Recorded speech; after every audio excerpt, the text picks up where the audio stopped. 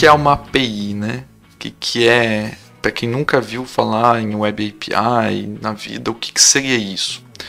Em termos não polidos, né? Para quem nunca viu entender de uma vez por todas, é um site, né? Uma aplicação, né? Onde você consegue interagir com ela de uma forma que não seja por uma interface gráfica, ou seja, não vai ter botãozinho, não vai ter formulário, não vai ter nada. Você vai fazer o uso de rotas, de endpoints, que nós chamamos, para fazer o consumo e dessa API, né, fazer a utilização dos recursos que ela oferece. Então, por exemplo, vamos supor que eu tenho uma API de cadastro e obtenção de produtos.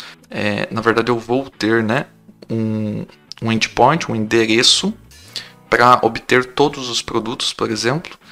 Eu consigo fazer uma requisição através de N métodos e fazer o uso disso sem ter nada na tela, sem ter interface gráfica.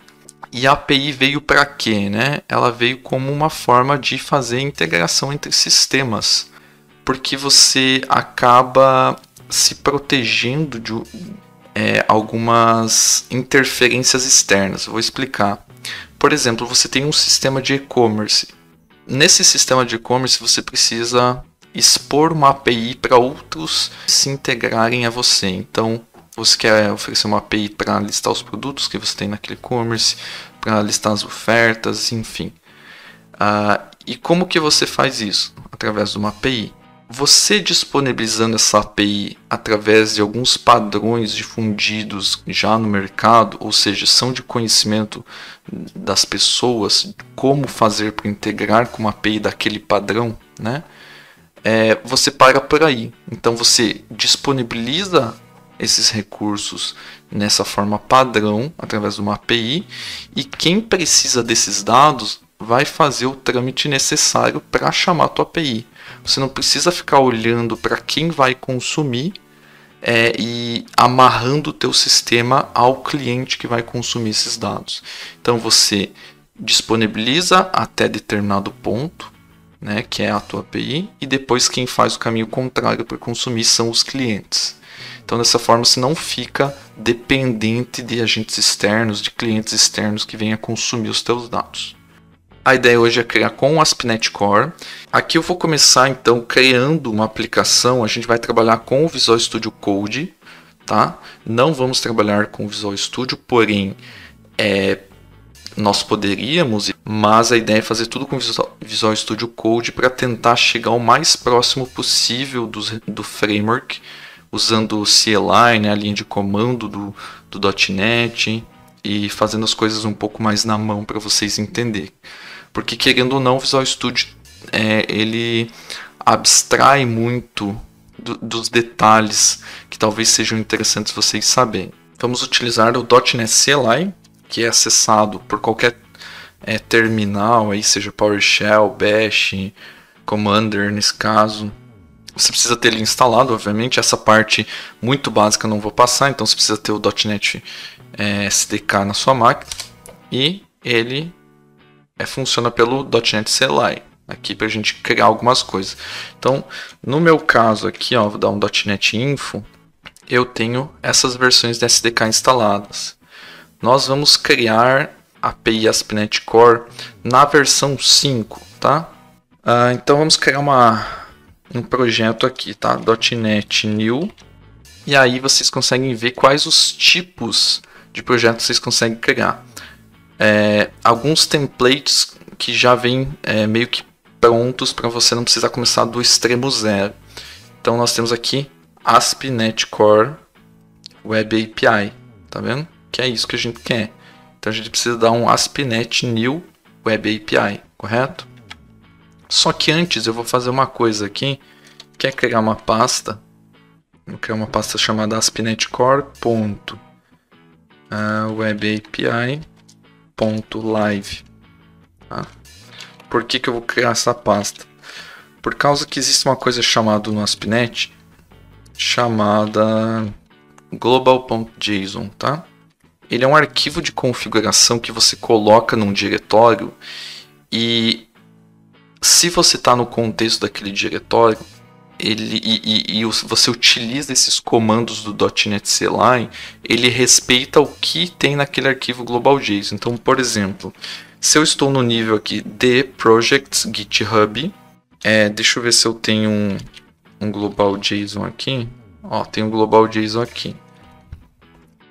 Olha só, nesse meu global.json dessa pasta, tá setada para a versão do SDK 3.1.403, tá?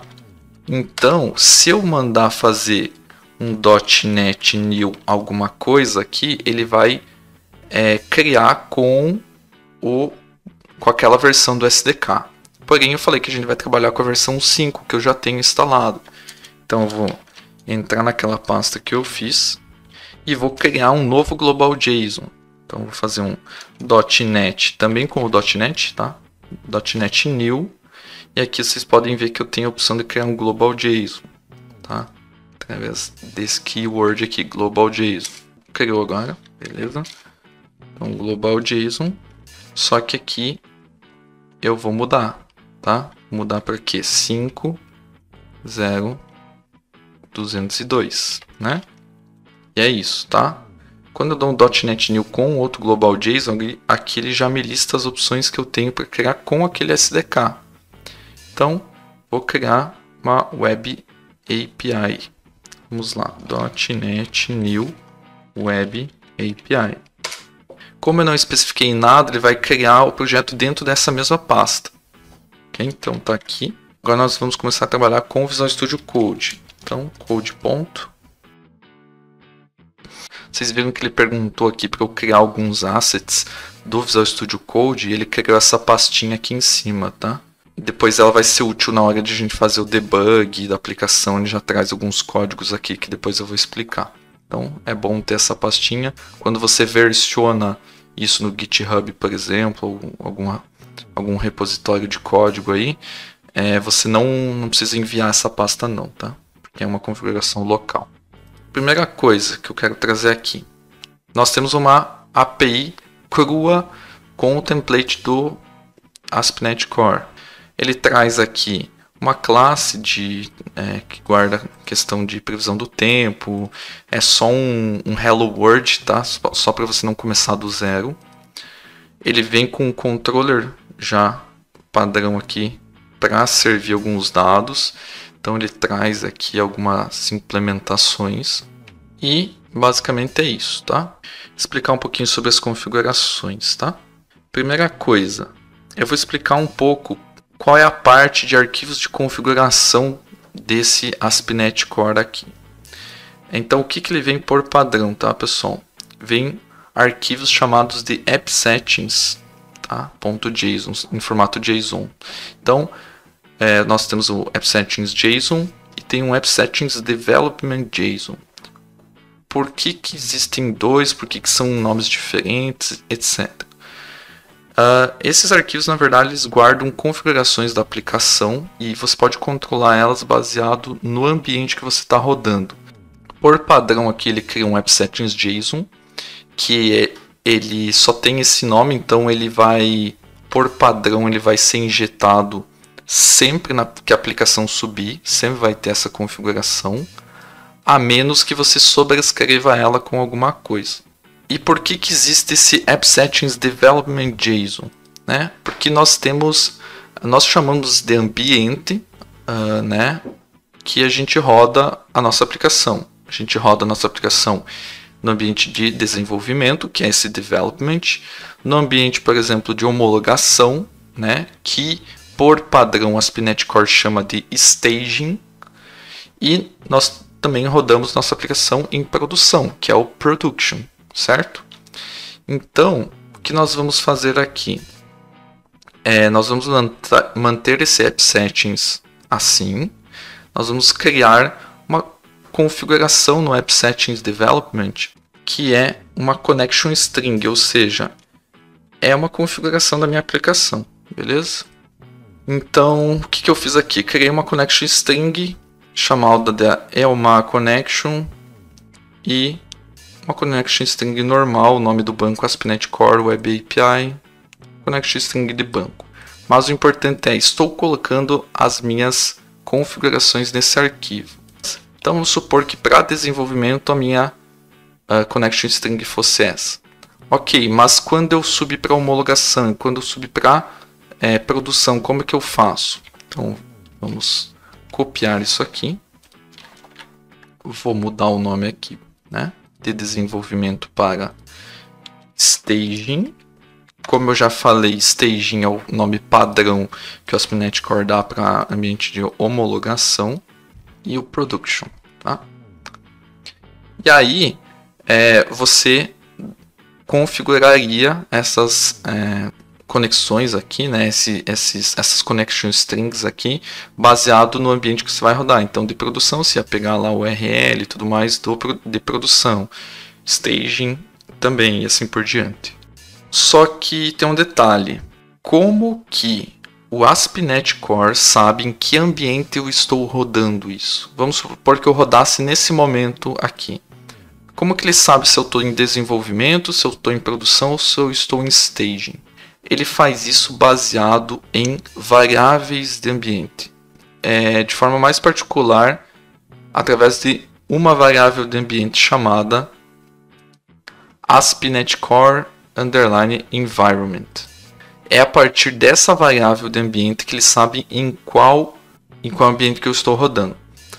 Em termos de projeto aqui, nós temos um launchSettings.json dentro do properties que ele controla isso, sendo que se eu rodar, por exemplo, pode ver que nesse launchSettings eu tenho vários profiles aqui, né? Então eu tenho o ES-Express, se eu rodar pelo ES-Express, geralmente lá pelo Visual Studio. Ou eu posso rodar diretamente o projeto usando o Kestrel, que é o web server aí do padrão do .NET Core, né, do ASP.NET Core. Ele vai, por exemplo, subir essas variáveis de ambiente, ASP.NET Core Environment, tá? Com o valor development. Logo, o próprio ASP.NET Core sabe que ele tem que pegar esse cara aqui. Como eu falei, ele já vai pegar esse por padrão, mais aquele referente ao teu ambiente. Se eu mudasse isso aqui para production, por exemplo, ao invés de pegar isso aqui, ia pegar esse aqui. Então, você consegue controlar isso a partir dessa configuração aqui. Isso se você fazer o comando .NET Run, que o .NET Run sobe nesse profile aqui. Se você for lá e executar pelo Visual Studio, você vai ter que trocar nesse aqui, porque ele sobe pelo ES-Express. Na verdade, você pode escolher, né? Mas por padrão é o ES-Express. Outro detalhe, quando você vai, por exemplo, hospedar no IS, né? Se você está hospedando no Windows, por exemplo, você tem que setar essa variável de ambiente lá no seu IS, né? Você tem que fazer essa configuração lá, para ele saber em qual ambiente que você está rodando. Bom, só foi uma passada rápida para falar das configurações. Então nós temos aqui os arquivos criados, que vão serem injetados conforme o que eu tiver aqui no meu launchSettings.json, caso eu faça o comando .NET Run, né? Só que tem um detalhe, se aqui pelo VS Code eu decidir fazer um debug, ele não vai pegar essa configuração, né? Lembra que eu falei que tem uma pasta VS Code? Então, ela que controla essa execução e esse attach do processo pelo VS Code. Então ele tem um launch.json aqui, que são essas configurações. Se eu vier aqui nesse Run and Debug do Visual Studio Code, pode ver que aparece aqui, ó, as configurações que eu tenho. Então tem um .NET Core Launch Web, que é exatamente o nome dessa configuração. Quando eu der um Start aqui, ele vai subir todas essas configurações aqui. E perceba que nesse ponto aqui eu também tenho a configuração do ASP.NET Environment. Então eu consigo debugar falando qual é o ambiente que eu estou querendo simular aqui nesse debug. Ou Development, ou Production e assim por diante. Então tem dois lugares. Dependendo como eu rodo a aplicação, eu tenho que setar em um lugar ou tenho que setar em outro lugar.